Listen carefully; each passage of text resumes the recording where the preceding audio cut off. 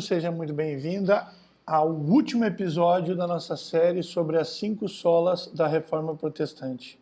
Se você não viu nenhum dos vídeos anteriores e esse é o primeiro vídeo que você está tendo a oportunidade de ver, entre aqui que eu vou deixar a playlist da série toda para você ver.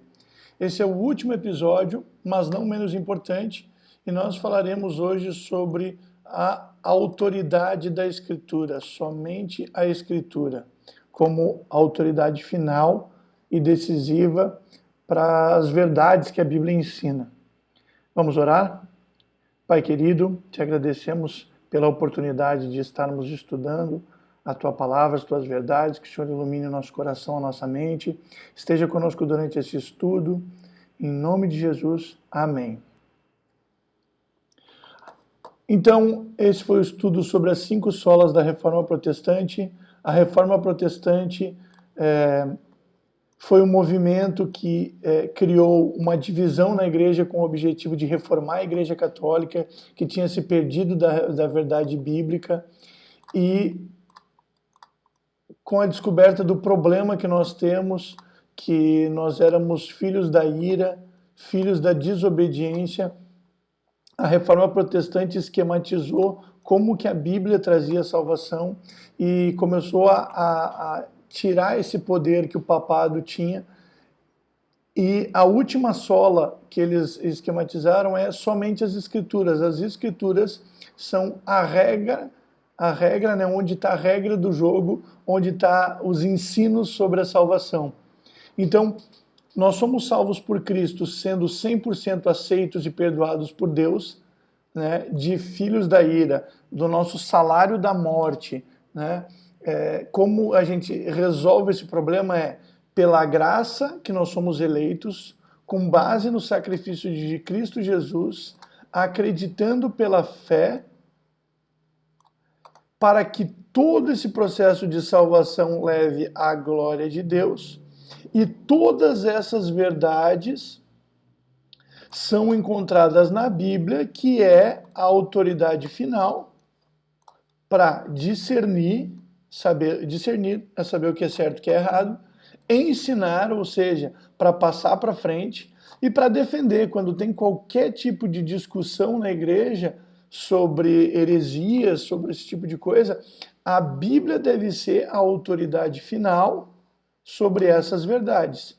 E é isso que a gente vai ver hoje.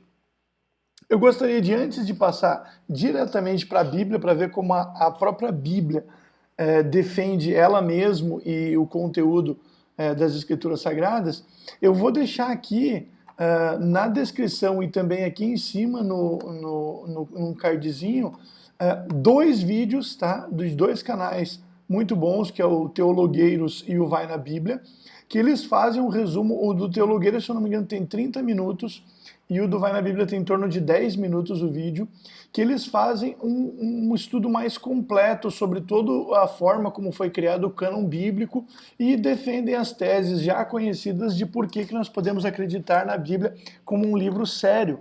A Bíblia é um livro histórico, comprovadamente histórico, né? Por quê? Porque as histórias que contém nela, elas podem ser encontradas em outros livros históricos, encontrados por arqueólogos, estudiosos da antiguidade.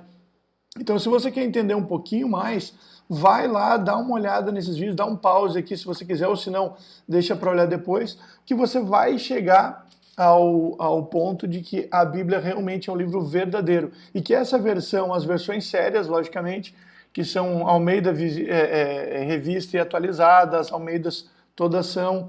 A Bíblia na linguagem de hoje tem uma discussãozinha, porque algumas frases eles tiram do contexto para modernizar a linguagem. A NVI, a Nova Versão Internacional, está muito boa.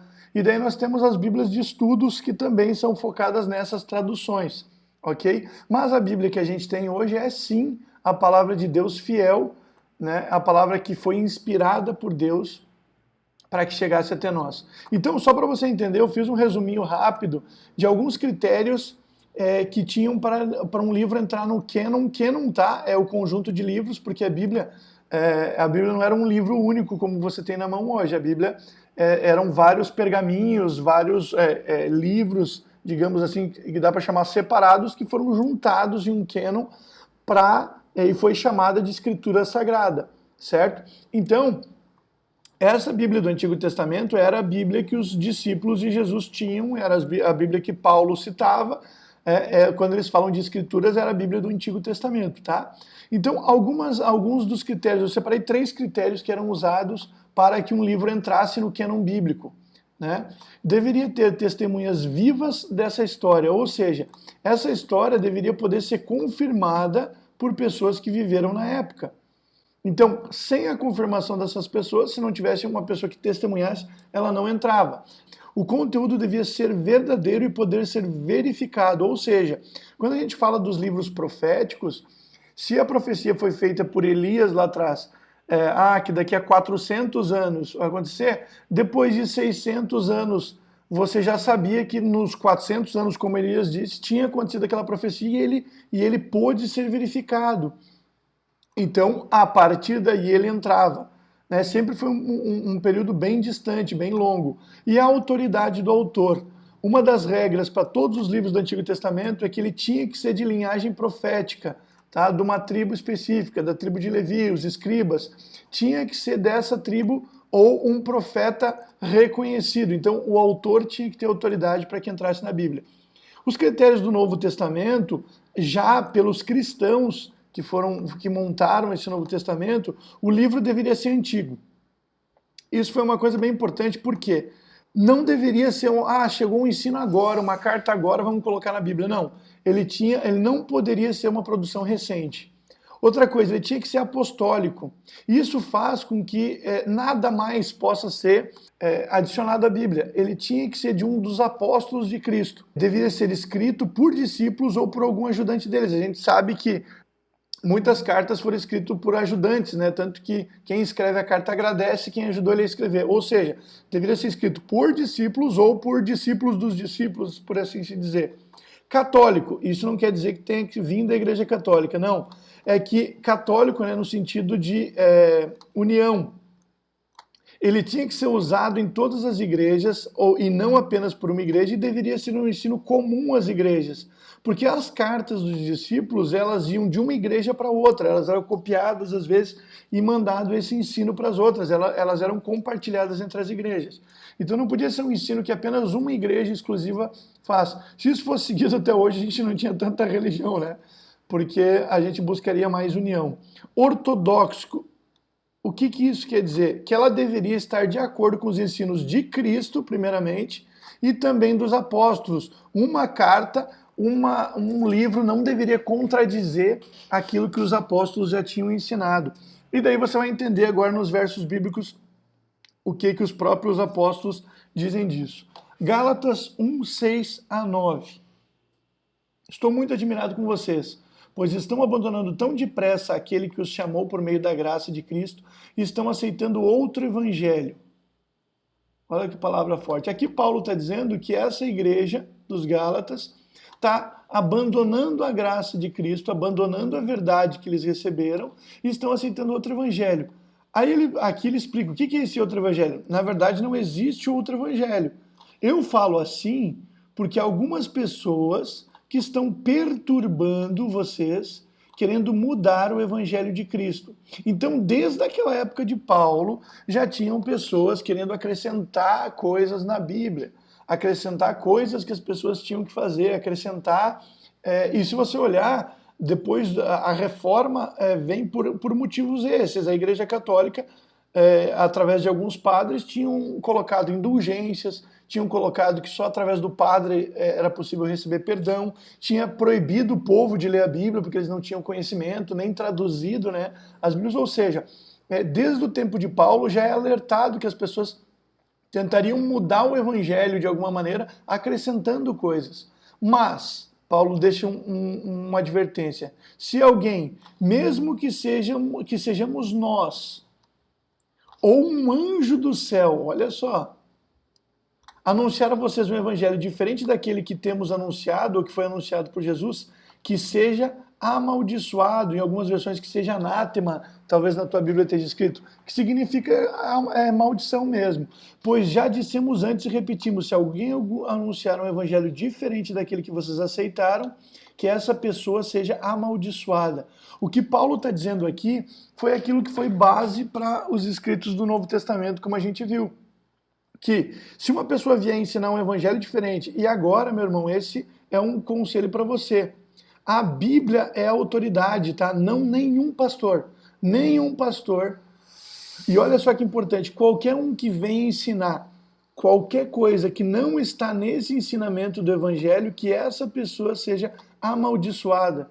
Nesse tempo de coronavírus, se você está vendo esse vídeo daqui a muito tempo, em 2020 a gente estava, quando esse vídeo foi gravado, a gente estava numa crise tremenda de uma doença chamada coronavírus. A gente está vendo um monte de pastores surgindo e criando absurdos, né? Dizendo que Deus não está no controle dessas coisas, que isso é culpa nossa, que a gente deve buscar outra coisa, ensinando outro evangelho.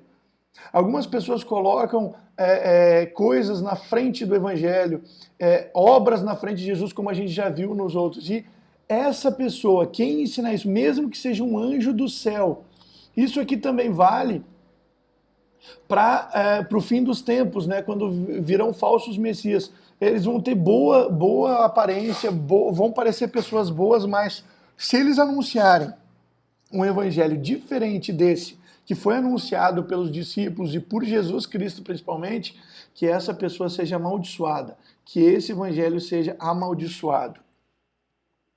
1 Coríntios 14, 37 e 38. Se alguém pensa que é mensageiro de Deus ou que tem algum dom espiritual, deve saber que o que estou escrevendo é mandamento do Senhor. Mas se alguém não der atenção a isso, que ninguém dê atenção a essa pessoa. Aqui Paulo está defendendo os seus escritos, está dizendo que se alguém pensa que é mensageiro de Deus ou que tem algum dom espiritual, se a gente olhar essa carta como um todo, Paulo tem bastante problema com a igreja de Coríntios justamente por isso, porque ele tinha resistência, ele tinha problemas com algumas pessoas lá dentro da igreja que tinham problema em aceitar Paulo como apóstolo.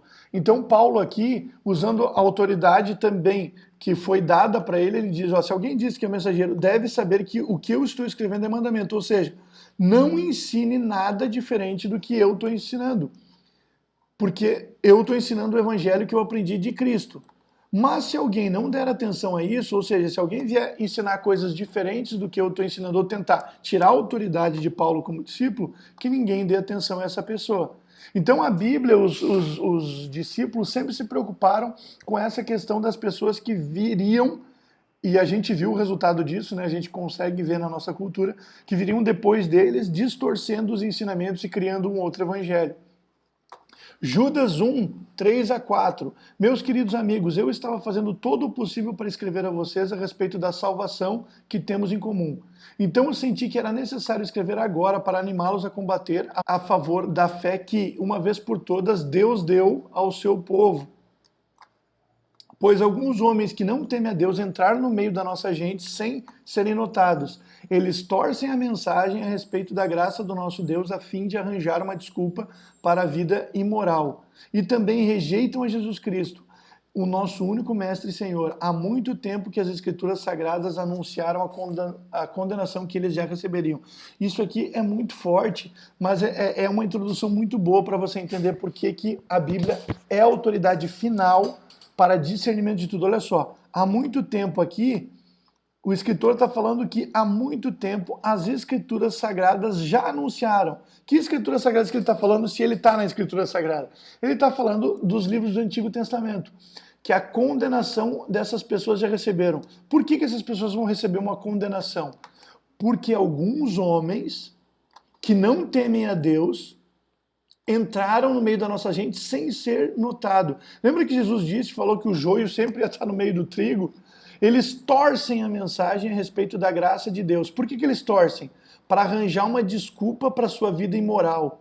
Hoje a gente vê isso, né, meus irmãos? Quanta gente tem sido enganada na teologia da prosperidade. Eles distorcem a mensagem de Deus. Eles querem dar o que Deus não dá. Deus promete cruz, eles querem prometer riquezas desse mundo. E essas pessoas já tinham sido, eles já conheciam que essas pessoas, e existe uma condenação. Essas pessoas serão amaldiçoadas por que eles estão fazendo. Olha só, ele estava fazendo o possível para escrever a respeito da salvação.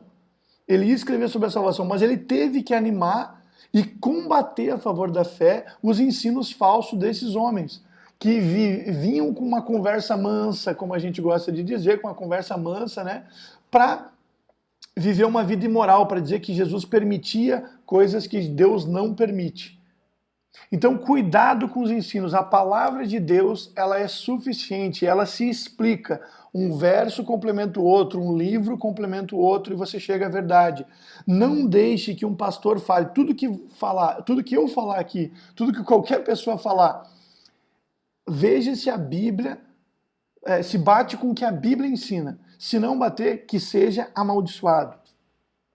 2 Timóteo 3, 14 e 17, um verso muito conhecido aqui. Paulo está escrevendo a Timóteo dizendo o seguinte: quanto a você, Timóteo, porém, permaneça nas coisas que você aprendeu e das quais tem convicção, certeza, pois você sabe de quem o aprendeu.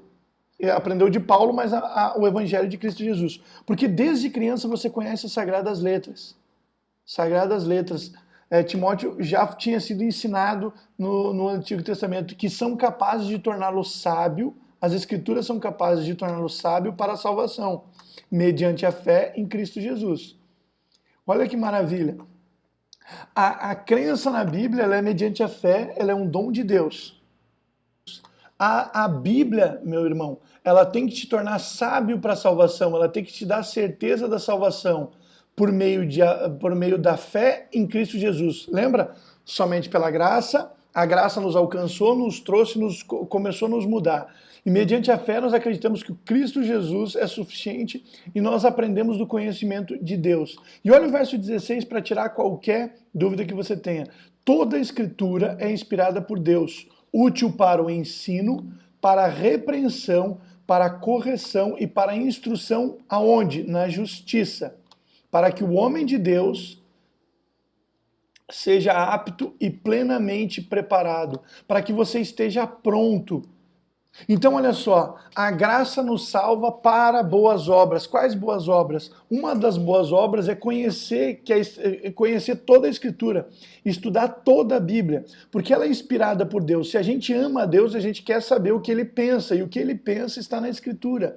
Porque ela é útil para o ensino, para a gente deixar de ser tolo e se tornar sábio, para a repreensão, quando a gente faz alguma coisa errada, para correção, que é para mudar o caminho daquilo que a gente fez de errado, e para instrução. Você tem dúvida, você quer saber qual caminho seguir, quer ser justo nos procedimentos da vida diária, então leia a Bíblia, para que o homem de Deus aqui é aquele que foi alcançado pela graça de Cristo Jesus. Então nós deixamos de ser filhos da ira para sermos chamados de filho, né, como adotados, como a gente viu nos estudos anteriores, e agora a gente pode se considerar homem de Deus, desde que a gente seja instruído nessa Escritura sagrada, que fala justamente sobre essas verdades.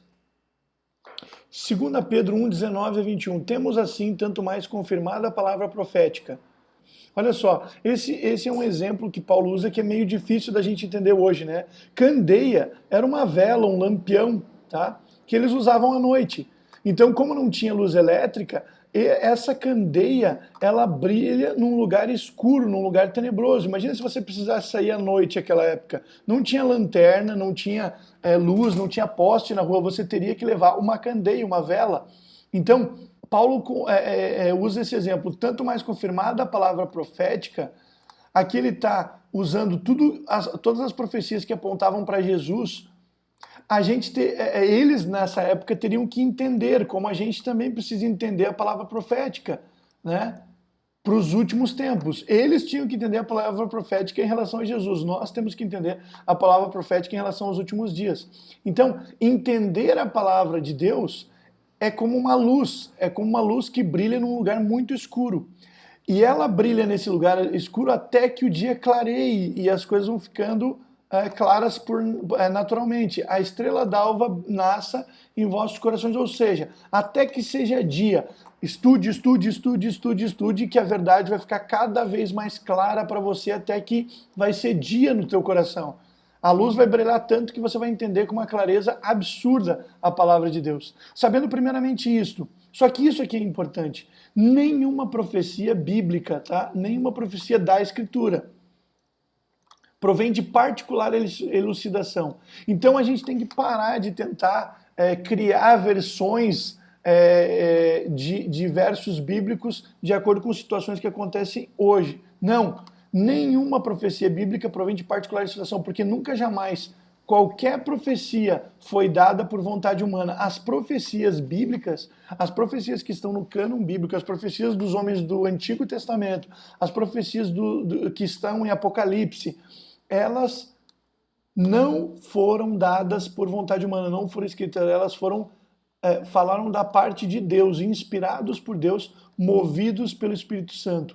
Então a gente pode crer que a Bíblia, ela foi dada a nós, da parte de Deus, por homens movidos pelo Espírito Santo. Eles escreveram, mas a inspiração foi divina.